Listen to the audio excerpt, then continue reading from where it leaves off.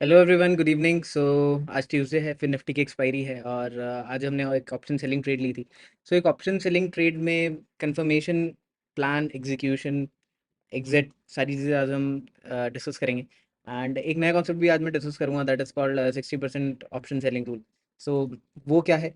And जब कभी भी आप एक ऑप्शन सेलिंग ट्रेड एग्जीक्यूट कर रहे हैं तो वो 60% रूल आपको कैसे बचा सकता है from all the hustle, from all the stress, anxiety and all of that stuff. ठीक है। एंड एट टाइम्स कई बार ऐसा भी होगा कि आपकी एक ऑप्शन सेलिंग ट्रेड जो आप दिन भर से होल्ड कर रहे हैं वो एट लास्ट हो सकता है रिवर्स हो जाए, तो वो पर्टिकुलर सिचुएशन को कैसे अवॉइड करना है, that we will be seeing. सबसे पहले तो आज के दिन मैं स्क्रीनशॉट्स यहाँ अटैच कर दूंगा, बट हमने 19750 कॉल ऑप्शन जो कि हमने कल भी शॉर्ट किया था, that was the same strike price जो हमने आज भी शॉर्ट किया है। और सोल कंफर्मेशन क्या है? सोल कंफर्मेशन इज कि अगर आप देखोगे तो लास्ट डे मार्केट में एक वीक बाइंग स्ट्रक्चर है। ठीक है, यहाँ से अगर आप देखो तो एक सेलिंग फेज है, फिर उसके बाद एक वीक बाइंग स्ट्रक्चर है। अच्छा, वीक बाइंग स्ट्रक्चर अगर आप देखो तो इन Bank Nifty and Fin Nifty, so it's completely weak. लेकिन on to the Nifty, Nifty में कहानी टोटली डिफरेंट है। निफ्टी में अगर आप चार्ट्स पे देखोगे, अगर मैं निफ्टी का यहाँ पे चार्ट लगाता हूँ, ठीक है, तो निफ्टी में कंप्लीट रिवर्सल्स है। ठीक है, कंप्लीट रिवर्सल्स हैं और एट अराउंड 240, या फिर आप क्लोजिंग भी अगर देखोगे तो डे हाई के आसपास है। तो यहाँ पे तो कंप्लीट रिवर्सल्स है, तो निफ्टी तो कंप्लीटली बुलिश है।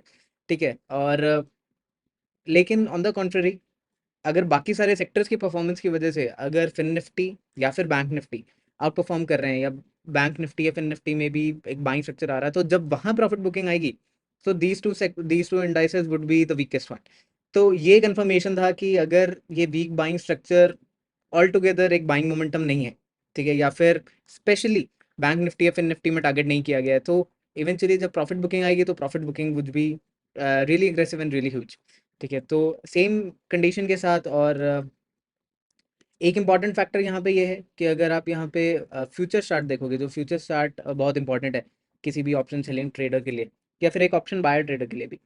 तो अगर आप देखोगे तो राइट फ्रॉम द स्टार्ट, है ना, right from the start at around 9:15 से ही जो है एक वीक बाइंग स्ट्रक्चर बनता हुआ दिख रहा है।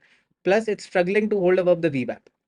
अगर आप वी वैप की यहाँ वैल्यू देखोगे तो इट्स व्हाट 19904, लेकिन बहुत ही ज़्यादा स्ट्रगल कर रहा है। एंड विद दैट कंफर्मेशन, और अगर आप इसमें ऑप्शंस का चार्ट देख लोगे, तो ऑप्शंस के चार्ट में तो पहली कैंडल के साथ ही जो है बहुत ही वीक बाइंग स्ट्रक्चर है। Plus it's closing below the वी वैप। तो हर ऑप्शन सेलिंग ट्रेड तब ली जाएगी जब भी कोई ऑप्शन या आपकी स्ट्राइक प्राइस जो आप चूज कर रहे हैं वो वी वैप के नीचे है। अगर वो वी वैप के नीचे है, देन इट्स मोस्ट लाइकली कि that would turn out to be into a profitable trade. ऐसा नहीं है कि अगर आप वी वैप के ऊपर कोई ट्रेड एग्जीक्यूट करोगे या वहां कुछ प्लान कर रहे हैं, देन वो प्रॉफिटेबल नहीं हो सकती है। लेकिन एक वीक बाइंग स्ट्रक्चर प्लस एक वॉल्यूम वेटेड एवरेज प्राइस का सिग्निफिकेंस बहुत ज़्यादा इंपॉर्टेंट है जब भी हम एक एक्सपायरी ट्रेड के लिए बात कर रहे हैं। Okay, so with that confirmation हमने एट अराउंड 52 लेवल, मैं स्क्रीन शॉट यहाँ शेयर कर दूंगा, 52 लेवल हमने शॉर्ट किया है। एंड हमने जब दोबारा बाय किया है, that particular position is around 21 something. Okay, so देखिए, तो जब आप ट्रेड में हैं तब आपको ये नहीं पता है कि अगली या आगे की जो कैंडल्स हैं वो कैसी बनने वाली हैं। ठीक है, तो एक सिंपल कॉन्सेप्ट तो ये है कि पहली सेलिंग कैंडल जिसमें यूफोरिया हमें दिखा है, that is this particular candle, तो या तो हमें यहाँ एग्जिट करना चाहिए था 21.62 पे। ठीक है, लेकिन अगर आप देखोगे तो रिवर्सल्स जो हैं दैट आर अप टू 26। ठीक है, और एक ऑप्शन सेलिंग ट्रेड में तो हर एक पॉइंट बहुत मैटर करेगा। ठीक है, क्योंकि आप देखो अगर यहाँ से लेके यहाँ तक, सो this is also accounting for 16.64%। तो 16% का रिटर्न तो नहीं मिल सकता हमें ऑन कैपिटल, लेकिन this would also account for about 1.5%, है ना। तो आज के दिन हमने जो टोटल बुक किया है दैट इज अराउंड अबव 5%, 5.45 और 5.5 एग्जैक्ट फिगर्स तुम आप कैलकुलेट करके देख सकते हैं। लेकिन जो कंफर्मेशन है दूसरा यूफोरिया का, that was this particular candle. अच्छा, क्वेश्चन तो ये होना चाहिए कि अगर यहाँ पे एक सेलिंग साइड यूफोरिया हमें दिख चुका है, तो उसके बाद मैंने अपने ट्रेड को होल्ड क्यों किया? The sole reason is this particular way. तो ये एक नया कॉन्सेप्ट है जो आप देख सकते हैं यहाँ पे, दैट इज कि जब भी मार्केट एक विक क्रिएट करेगा, सो मार्केट कभी भी विक को एज अ लोन फैक्टर छोड़ के नहीं जाएगा। ठीक है, कभी ना कभी in near future after 5 to 6 candles, 7 candles, 8 candles, वो मार्केट उस विक को जरूर कवर करने आएगा। तो जैसे ही हमें यहाँ पे 16% की एक विक दिख रही है, so this was highly confirmed कि मार्केट दोबारा उन लेवल्स तक आएगा, और जैसे ही मार्केट दोबारा 20-21 लेवल के आसपास आता है, तो हम हमारी पोजीशंस को क्लोज करेंगे। Okay, so this was the sole execution.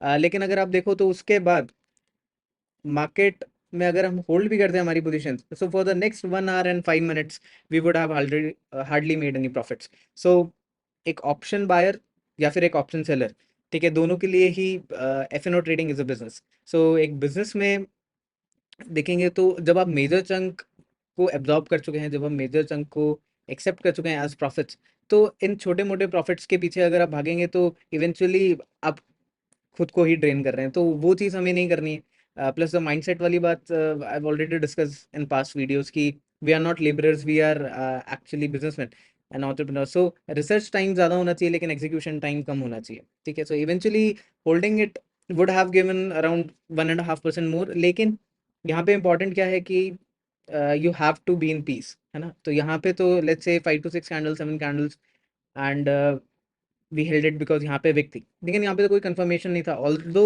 जो बाइंग स्ट्रक्चर है वो बहुत वीक है, लेकिन यहाँ से जब बिल्कुल ही लो वॉल्यूम्स हैं, ठीक है, और एक पर्टिकुलर यूफोरिया हमें यहाँ दिख चुका है, सेकंड यूफोरिया जो है this is our this particular situation, ठीक है। तो जब लाइव मार्केट होता है तो these candles are only euphoria, लेकिन अगर आप बाद में देखोगे तो यूफोरिया की डेफिनेशन ही बिल्कुल अलग है, ठीक है। तो अब जो यूफोरिया है दैट इज 105 मिलियन, लेकिन जब लाइव मार्केट है तब यूफोरिया क्या है, दैट इज ओनली 10.7 मिलियन। सो एक लाइव मार्केट में एग्जीक्यूशन करना is totally different from observing charts after the market, है ना। तो एक तो ये कॉन्सेप्ट, दूसरा कॉन्सेप्ट ये कि जो 60% रूल मैंने आपको बताया कि जब भी कोई ऑप्शन को आप शॉर्ट कर रहे हैं, ठीक है, तो एक नॉर्मल सा ऑब्जर्वेशन क्या है कि एक 60% ड्रॉप, ठीक है, राइट फ्रॉम द स्टार्ट, अगर आप देखोगे यहाँ से, सो पहला ड्रॉप कहाँ है, एट अराउंड 30-40%। ओके, अगर हम दोबारा यहाँ से देखते हैं तो अगला ड्रॉप कहाँ है, एट अराउंड 50%, ठीक है। तो एक ऑप्शन सेलिंग ट्रेड में या फिर एक यूफोरिया के बाद, ठीक है, हमेशा आप जो टारगेट लगा सकते हैं that is on to the down side of 40%। अब 40% ऑफ 50 रुपीज, या फिर 40% ऑफ 100 रुपीज, या 40% ऑफ 200 रुपीज, वो डिफाइन करेगा कि आपका स्ट्राइक प्राइस सिलेक्शन कितना अच्छा है। अगर आपका ओवरव्यू ये है कि मार्केट जो है 750 लेवल के नीचे जा सकता है, देन आप 700 स्ट्राइक प्राइस को भी चूज कर सकते हैं, ठीक है। 700 स्ट्राइक प्राइस उस टाइम पे आई गेस एट अराउंड 100 चल रही होगी। सो अगर 100 पे कोई स्ट्राइक प्राइस है तो 100 का 40% इज व्हाट, 40 पॉइंट्स, तो वहाँ आपके प्रॉफिट करने के चांसेस आर मोर। लेकिन अगर आपका कंफर्मेशन या आपका मार्केट एनालिसिस ये है कि market would sustain at around 750 level, and this is what our confirmation was, why, because क्योंकि यहाँ पे अगर आप देखोगे तो एक 100 ईएमए बहुत ही क्लोजली फॉलो कर रहा है।